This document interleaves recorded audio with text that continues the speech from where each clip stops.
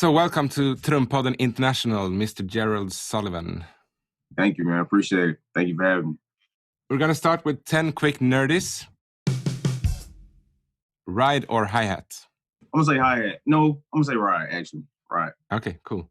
Big and wet or small and dry? Big and wet. Cool. Coated or clear? Clear. Clear, cool. Heel up or heel down? Heel up. 22 or 20-inch kick? 22. 22. Groove or filth? That's a hard one. I'm going to say feels, man.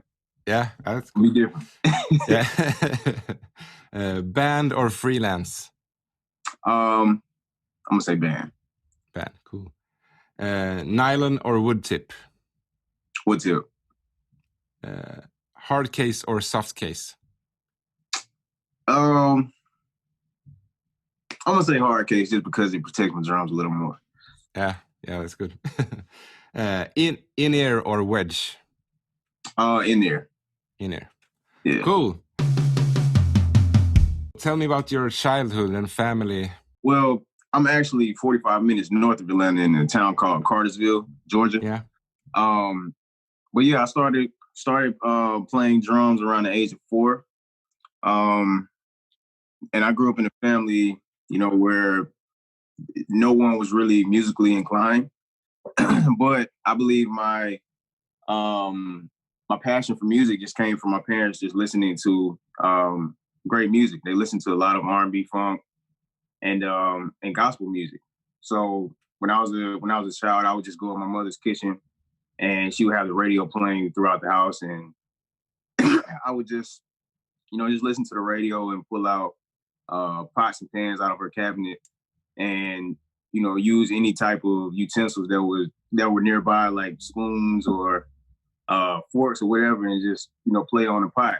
And my grandmother, she was at the house, and she was able to witness that a few times. And eventually she bought me my first kid-sized drum set from Walmart. It had paper drum heads on it.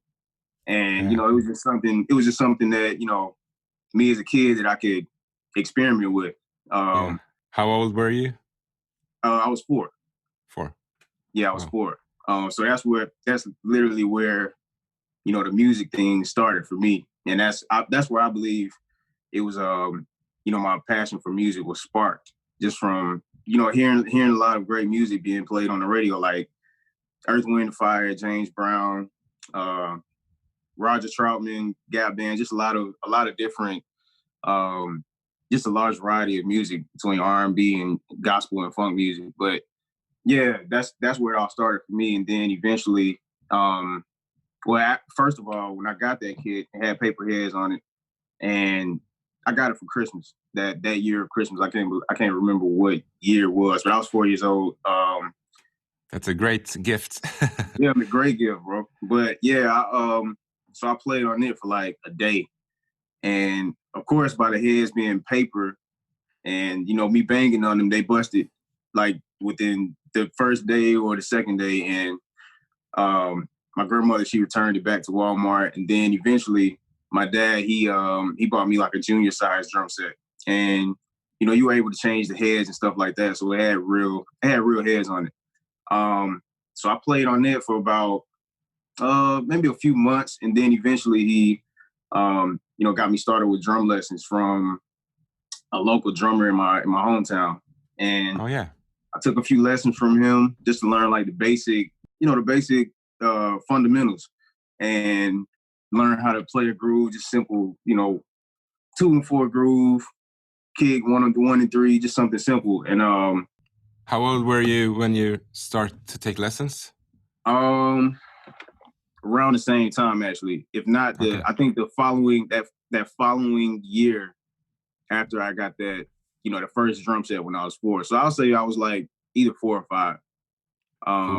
And I got that, I started taking drum lessons from a local drummer. And once I got my, coordination together and the basic fundamentals together, I kind of just started to explore things on my own by just looking at VHS tapes of different drummers that my dad would just pick up. I can't even remember. Like, I know it was a few. I can remember the face, but I can't even remember the names of the drummers I was watching when I was younger. But yeah, after that, man, I just took things on my own and just started to explore and watch VHS tapes, just to, instructional videos and stuff like that. Yeah. While still studying and listening to a bunch of music. And then eventually I started to began playing drums in my home church for like the youth choir. And that was like my first, I guess you could say, musical situation. Was in church. That's why, that's where it began. So yeah, I started playing in church. I did that. I was young, so music was still like a hobby. I played sports as well, football and basketball. So it was all still a hobby. And then around, when I was in middle school, I joined the band. So I joined marching band, concert band, jazz band, all that stuff. And I did that from middle school until my junior year in high school. And my junior year in high school, like I did sports and everything, marching band, all the band stuff until my junior year in high school. And then during my junior year in high school, it was like, I know I was about to graduate next year. So I had to, really start to think about my future and what I wanted to do, like what I wanted to do with my, career. Did I want to pursue music, or did I want to, pursue sports? But I knew for me that I wasn't very passionate about sports like I was with music. So, I had a conversation with my dad, and he kind of, helped me to make that decision. So I told my coaches, I was like, man, I gotta start pursuing my career as a musician. And I quit sports. I quit all the band activities, even though, I know it could have,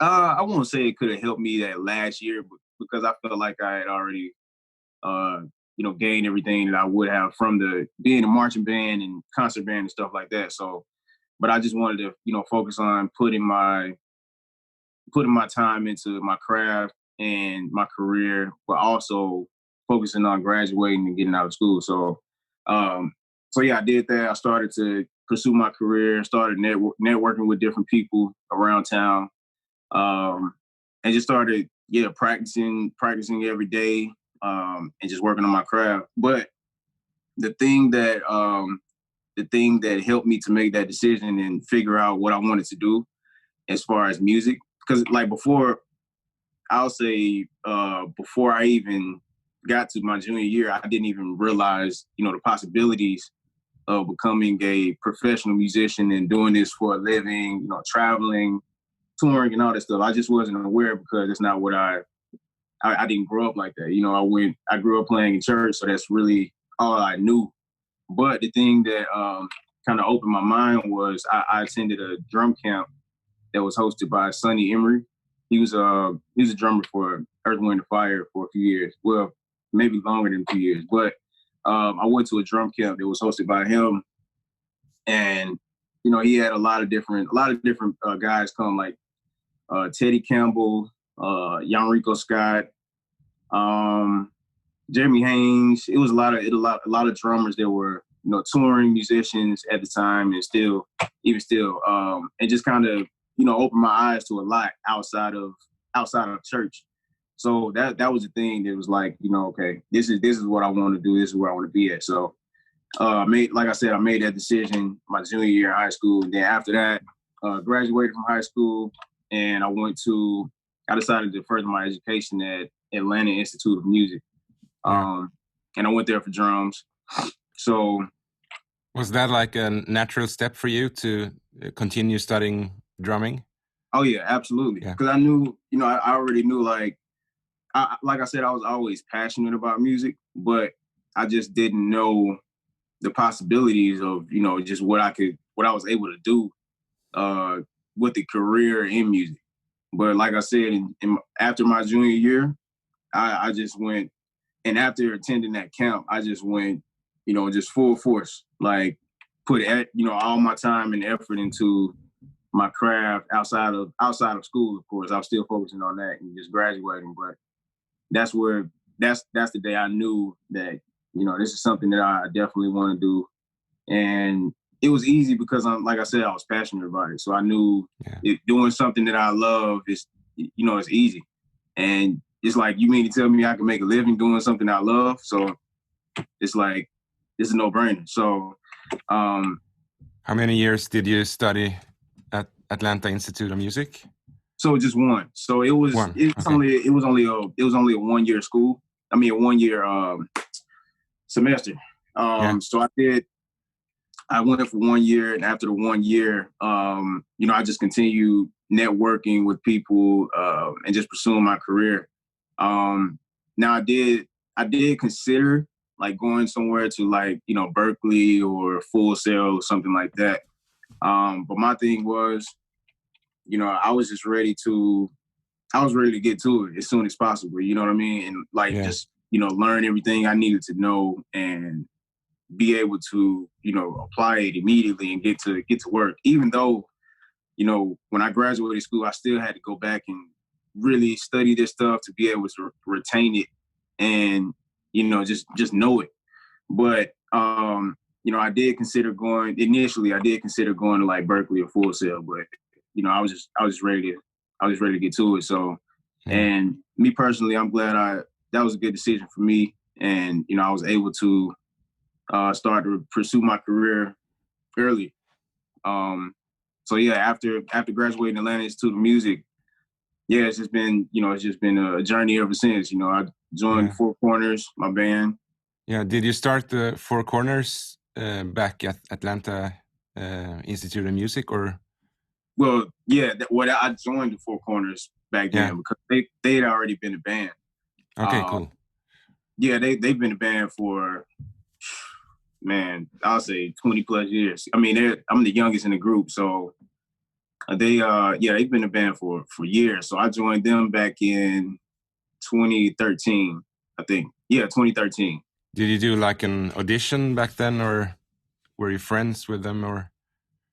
Kind of both. So what happened was, and this was while I was at Atlanta Institute of Music. I got a call towards the end of me of the semester of me graduating. So I got a call to do a showcase as a solo artist. Because this guy had saw me on social media, and he saw that I was playing to a few of my tracks that I produced on my own, and they were like jazz fusion vibes. So I got a call to do a jazz showcase as a drummer, and I was supposed to play 2 tracks with no live band or anything, just me and playback tracks. So I was like, man, you know, I wish I could, you know, put together a band for this and, you know, get players who I know can play this style of music. And at the time, like, just mind you, I didn't really play jazz fusion. It was very gospel. It was a very gospel approach. It wasn't, you know, I wasn't familiar with jazz fusion like that. I just kind of just did what I heard and played everything by ear, which I still do. But, you know, I kind of used that approach from hearing. It's like Tribal Tech.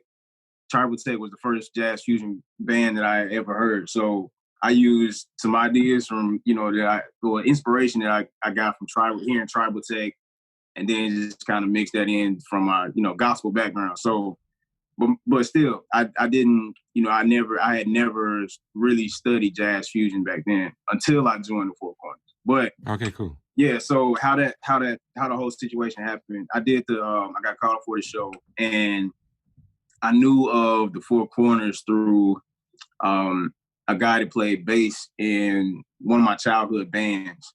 His name was Chris Hill, and he was brothers with the keyboard player in the band Four Corners. So I knew for a fact that, you know, Four Corners could, you know, they could do it. Like if I needed a band that could play, you know, the music that I was producing, I already knew that those guys were going to come in and just blaze, you know what I'm saying, and just deliver. But at the same time, these were guys that I looked up to, so I was still kind of, you know, nervous and to reach out to them, just being afraid of being rejected, you know what I mean? So, but I decided to reach out to Clarence first, and who was a keyboard player in the Four Corners. That's his name, Clarence. But decided to reach out to him, and he ended up saying yes to the situation just because I was, you know, his brother's friend and played in his band. He was like, man, you know, I'm gonna help him out, so I'm gonna do it. So I hit him up, got him to play keyboard, and then I reached out to the guitarist, Ike, in the Four Corners. I reached out to him, asked him would he do it, and he agreed. And so I had the band locked in. It was me on drums, Clarence on keys, his brother Chris on bass, and Ike on guitar. So I did the gig, and another reason why I call these guys is because I was at a point in my career where I was still trying to get my name out there in the industry and, you know, in the community. So, and just be seen, you know, so I was trying to put myself in front of people that I knew had leverage in the industry and had respect in the industry. It was out there, you know, doing it. So I was just trying to put myself in front of people to be heard. So I had a motive. That was another reason why I called these guys, because I knew they were out there working, and I wanted them to hear me and just hear what I was able to do. So we did the gig, and you know they liked what they heard, and from that point on, you know they respected me as a musician. It's like they saw the videos and stuff online, but you know we all know sometimes that's still not the same as seeing you in live, like a live situation. You know what I'm saying? Yeah. But when they, you know, after the show, you know, they liked what they heard, and we just kept in contact. We, you know, swapped. Well, we already made contact before that, just by rehearsing for the event. But anyway, we stayed in contact, just started building that relationship from there. And literally, I'll say 2 weeks later is when I get a call from Clarence, and he left me a voicemail. I didn't hear my phone ring. He left a voicemail. He was like, hey Rod, we ran into a situation, and I was hitting you up to see if you were interested. I was like, okay, this guy is calling me for a gig or something. So, you know, of course I was excited because these guys, you know, I looked up to. So I hit him back, and long story short, he said that they, you know, were looking for a drummer for the band. Ran into a situation. So he asked was I interested, and I told him yeah. So after that phone call,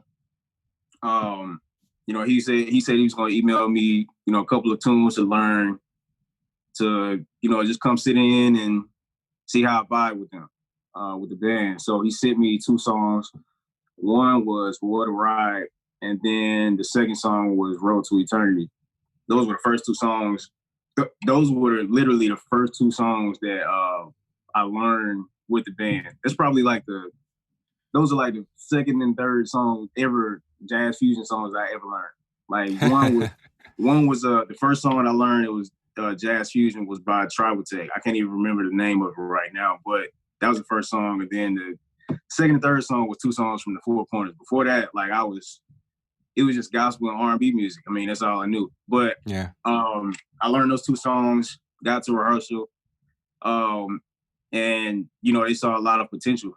And from that point, I was in the band after that first rehearsal. But you know they saw a lot of potential, and you know they just knew that you know I had to go back and you know study where their influences came from. So I listened to a lot of Dave Weckl. I listened to a lot of Chick Corea Electric Band, and you know, from that point on, they just kind of helped me to sound, you know, just make small tweaks and sound authentic in that, you know, in that lane. And just try to, you know, take things that I had learned before, just my roots, like the gospel and R&B background, and just kind of mold it into something that feels more authentic in that genre. And honestly, I believe once that happened, once I started the journey with Four Corners, that's when I started to evolve. Like my sound started to change for the better, and you know, I just started to develop a, you know, original and unique sound just for myself, and not just with playing, you know, the Four Corners music, but it's a lot of concepts and different ways of approaching music that I learned by being with the Four Corners that I still apply to every other genre that I'm involved in. Yeah. Are you producing the albums of Four Corners, or? Yeah, well, so it's kind of it's a collective effort. So we all bring ideas to the table, and we kind of compose and produce things together. Yeah. So we usually, well, of course, before this pandemic, we usually rehearse every Monday. Okay. So what'll happen is, like, we'll just bring ideas to rehearsal, and, you know, whether it's a voice memo or something that we've memorized, whether it's a melody or drum groove that I bring to the table, we'll play it and then just build from there. And just like, you know, if we hear it, we'll play it. So I'll play the groove. Clarence may play, just start, you know, just playing with different ideas on the keys. And then Ike, the guitarist, he's usually the person that comes up with the melody lines. And yeah, so he'll start playing, just, you know, messing with different lines and stuff. And then JT started playing the bass groove. So it's just kind of like it's a collective effort. We all just build together for the most part. But there are some situations where, you know, we just compose full songs and just bring them to rehearsal and tweak certain things from there. But yeah, that's usually how we, you know, write the songs and compose the songs. I think I read it 2006. You went big on like YouTube and your Instagram and Facebook and stuff by posting your own like drum covers and so. And I found you. I really love your videos. It's super amazing. I found you on Instagram, and it's amazing. But I wonder, how did you start with that? How do you say? Like, how did the journey with the cover start? And how did you start producing your videos? So YouTube. So YouTube was a huge that was the thing for me, because I didn't know anyone. So I just started posting covers as a way of getting my name out there in the beginning. And like since then, like that was you know, that was just a way to get my name out there and just starting to get into the mix. So when I started posting content, I had a guy from my hometown, Cartersville. He just saw videos on YouTube, and he just decided to reach out. So he reached out, and, you know, he kept calling me for a gig, chance on me, and I appreciate him. His name is Byron Douglas, but called me for a gig, and that's literally where, you know, it all began for me. As far as like my you know, my first gig outside of church. Yeah, so YouTube and social media has been a huge part in my career, and just, you know, building my brand and getting my name out there. Yeah. So walk us through the process from like the beginning idea to a finished drum cover on like Instagram. How does it look like? Sure. So beginning to end. So if I was, say if I chose a song that I wanted to do a drum cover with, I would start by, of course, learning the song, rehearsing the song. Like the blueprint of the song, or? the blueprint of the song, right? Yeah. And you know, learning the format, the basic groove. I mean, not the basic groove, but the groove of the song, and just the parts of the song.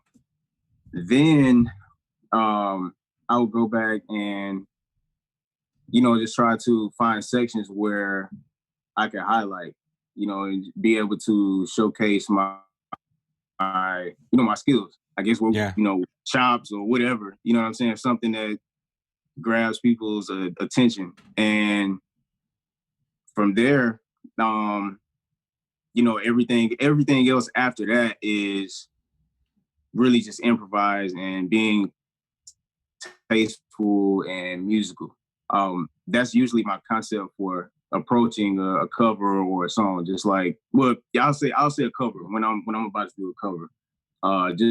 Just learning the format of the song, and you know, finding sections that I can highlight and really just be myself. And like I said, outside of that, everything else is pretty much improvised and being tasteful. But so I'll do that. I'll practice, you know, the song for about, man, honestly, I'll practice the song for like a day. And then the next, I'll try to record it as soon as possible. But I also try to make sure that to like stay fresh, you want to record it. Yeah. Okay. Right. To stay fresh, because it's like, I don't want to practice a song and, you know, come back to it like 3 days later, because I may, you know, forget what I did, or it may not. Usually it doesn't feel the same. So I have to try to spark that same energy that I had, you know, the day before, or, you know, a few days back, to try to, you know, get it across, but and make it sound natural. But yeah, so I'll practice it for like a day, then I try to shoot like the next day. And and you do all this, do you have like studio at home or Yeah, I do. Yep. Yeah. I got a studio at home, so cool. You know, I can pretty much just record whenever I need to. And which is it's the beauty of that, man. Just as soon as whenever I have ideas for things like a cover or you know, production idea, if I'm trying to get an idea out, like I can literally just, you know, go to the studio in my house and just get it out. So it's definitely you know, a blessing for that. Yeah. And do you record and mix by yourself, or? I do. Yeah, and that's just from, you know, man, just spending years and putting time into just learning these things.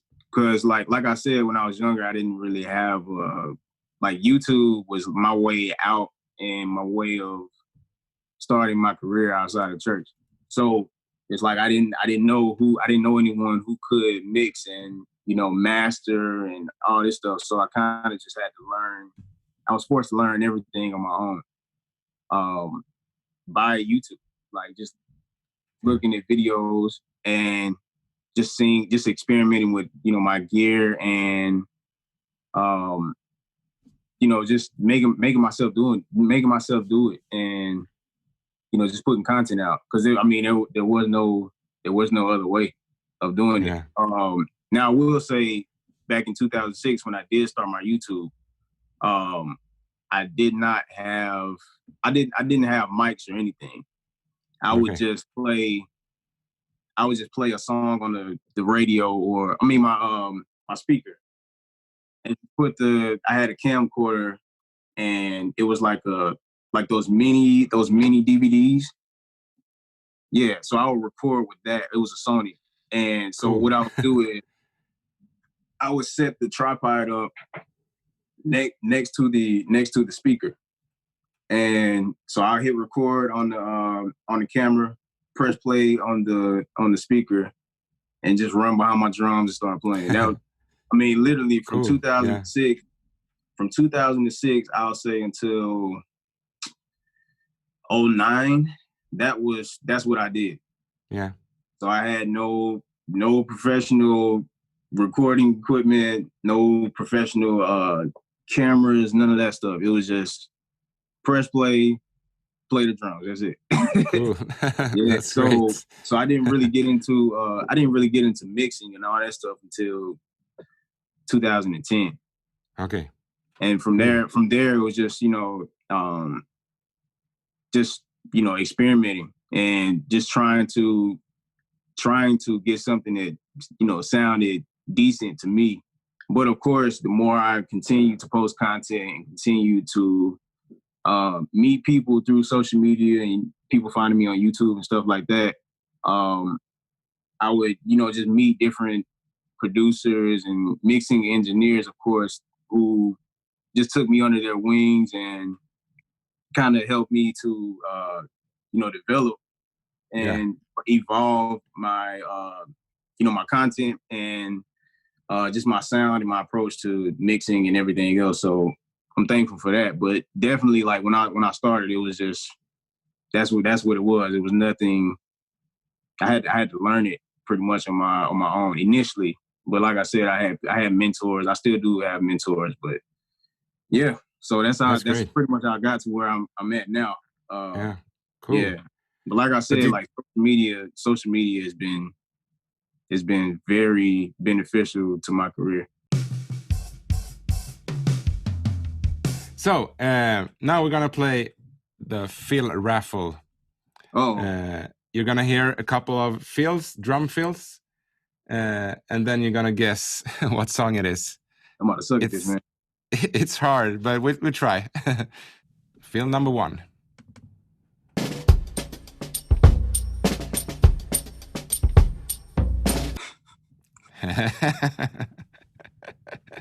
Did you recognize it at all? I don't have a clue, bro. No. No idea. It's Steve Gadd from 50 Ways to Leave Your Lover, Paul Simon. Gotcha. Okay, next fill.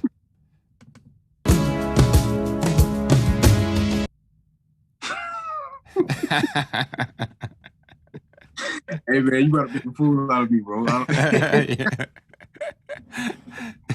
You didn't recognize it? Man. No. Okay. It's from, you know the band Toto? Have you heard of it? Okay. Yeah. I know. Africa. Okay, gotcha. Next fill.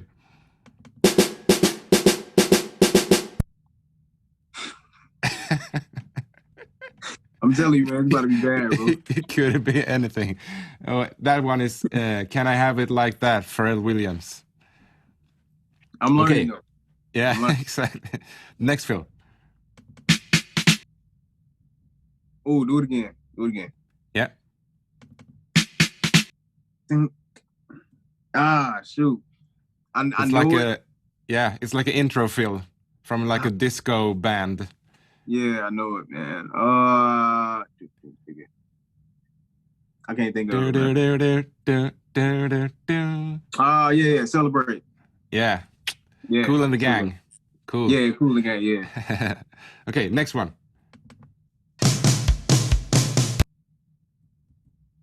Nah, man. Dancing on the Ceiling, Lionel Richie. Next one.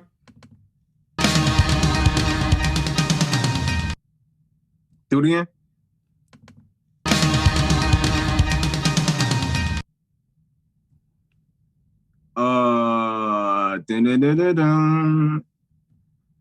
Is that from Prince? No. It's Diamonds and Pearls from Prince. Yeah, Prince. Yeah. Cool. Great job.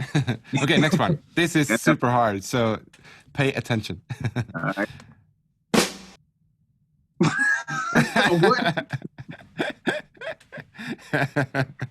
All right, do it again. Yeah. Man, it could be anything. Yeah. That's a sample from Logic. Yeah, exactly. It's Hold the Line from the band Toto.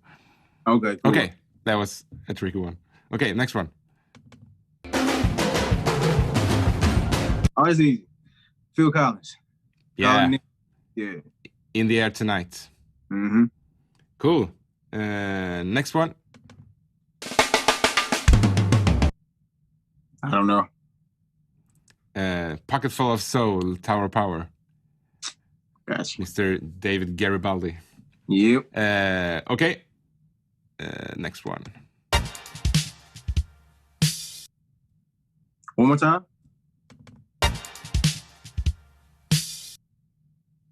I'm not sure. It's Steve Gadd, I think, who's playing it. Okay. Roof Garden, Al Jarreau. Got it. Okay, the last one. All right. One more time.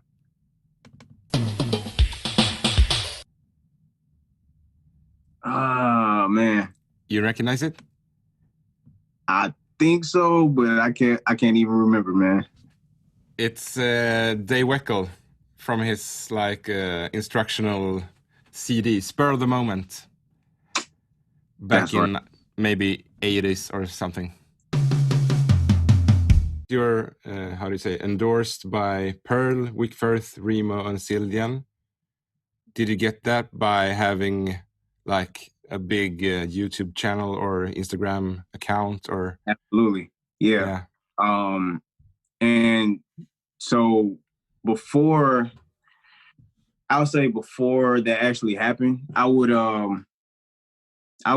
reach out to, some of these companies. And it was just because it's like when you're younger, and you first learn about endorsements, it's like, oh, I want free gear. You know what I'm saying? So it's really, so it's like you may end up getting with a company that you don't necessarily want to be with as a younger musician, but the only reason you get with them is because free gear. That's what you, that's what you hear. That's what you want. So, I was one of those guys initially. And the more I got older and, my playing and my approach and my sound began to evolve, I found out what, the gear that I wanted to play. So, I just continue to, I just said one day that I'm just going to focus on my brand and focus on me and continue to build my, my brand. And eventually those opportunities presented themselves. The companies, they reached out to me, and it was those were the companies that I really wanted to play. You know what I mean? Yeah. So I wasn't necessarily searching for it at the time, because I knew before my reasoning for reaching out to some of these companies it wasn't because I loved the gear. It was because, when I was younger, I wanted free gear, and that wasn't necessarily the case. So, I started to just focus on my career and build my brand, and, those opportunities, they came about, and so that's how it happened, through social media. Cool. So do you have like a tip for a drummer who wants to start posting videos and producing his own cover or her own cover? Do you have a tip for them? Honestly, man, I'll say, I have a few tips. First of all, be yourself, and don't try to pretend to be someone that you're not. Just be yourself and be natural. Another thing I would say is use what you have at first. I know you may see a lot of content on social media, and you may think that your gear isn't up to par and stuff like that. But I would say that, focus on your craft first, making sure that you're doing everything that you can do to be the best individual on and off of your instrument.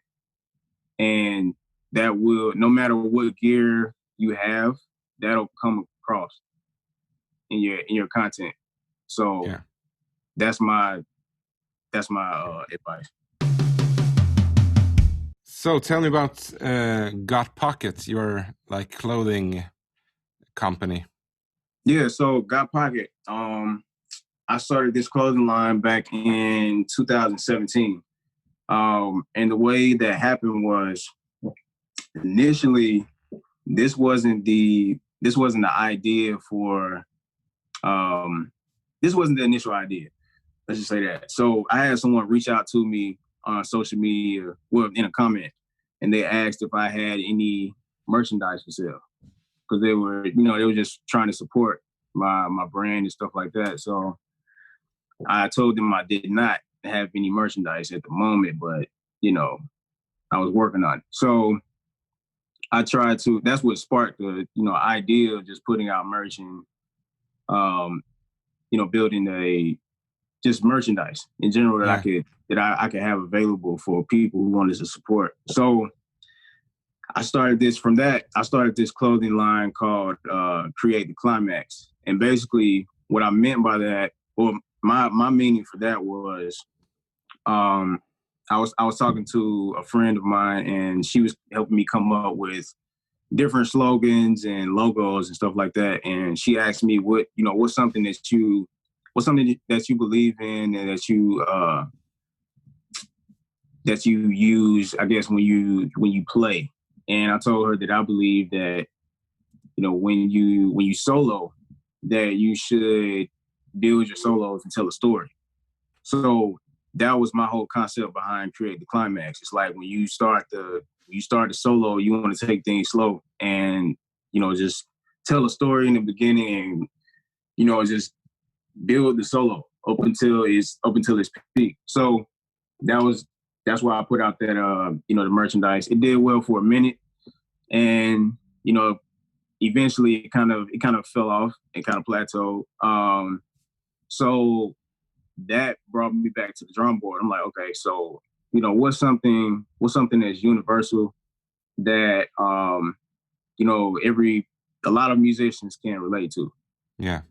And I just started thinking about ideas and thought about GotPocket and started to pursue it.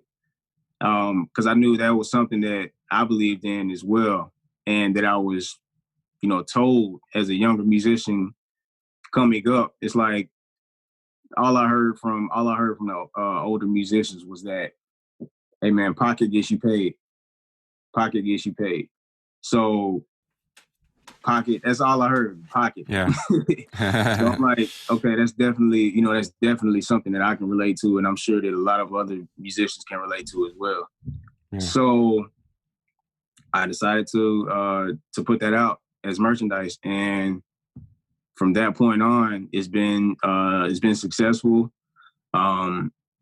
We've sold to over I'll say 20 something countries so far. Cool.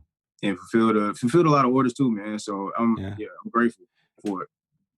So if the listeners want to order, how do they do?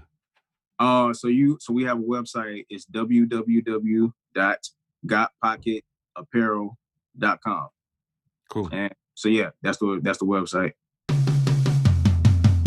Where do you see yourself in 5 years? Ooh, that's a good question, man.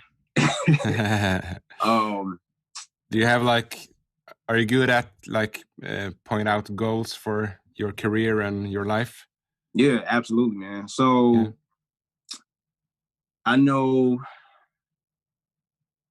for this year I have, man, this whole pandemic and quarantine situation has definitely sparked a lot of new ideas and goals for me. So I definitely have a lot of things that I want to accomplish this year and even, in the next 5 years.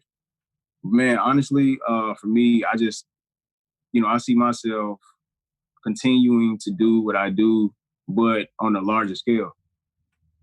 And, connecting with more people than I'm connected with now, inspiring more people than I'm inspiring now. So honestly, for me, I believe I'm living in my purpose. So like I said, my plan is to continue doing what I'm doing, but on a larger scale and just continuing to evolve. Yeah. And that's where I see myself in the next 5 years, and just, just on the larger scale, man, all the way around in every area of my life, man. Just growth, and just continue to evolve. And 3 tips to anyone who would like to become a freelance drummer. Right. Okay. 3 tips. Take risks. Don't be afraid to fail. Because when you fail, you learn from it, and you know not to make that mistake again, and you continue moving forward. Another would be, man, use social media. Use social media to your advantage. Social media is a free platform. You don't have to pay anyone. Literally. Yeah. Unless you want something promoted or, advertised, then you may have to pay someone. But man, use social media to your advantage. And because that's going to open up a lot of different opportunities for you. And like I said, it's free. So use that to your advantage. Another thing is build relationships. Build relationships even as a freelance drummer. It's going to be people who you may connect with that can, present opportunities to you and help you, in any way, whether it's getting you clinics or getting you gigs or like just helping you out on the back end, whether it's promotion, anything. Just know that, building relationships with people is very important. And, without relationships, without having, strong relationships with people, it's only so far that you can go without, becoming stagnant. You have to have good relationships with people and, good character, and just be a good person to, know and work with. So I would say just be the best individual on and off of your instrument, that you can be, and your relationship with people. Cool. And who would you like me to interview in Trumpodden International? Man, let's see. I'm gonna say Dave Weber, man. Yeah, cool. Yeah, Dave Weber. Yeah, he's a great drummer. Great drummer, man. Yeah. So thank you very much, Jerrod, for joining me in Trumpodden International. Yeah, man, no problem, bro. Thank you for having me again, man. It's been a pleasure, bro.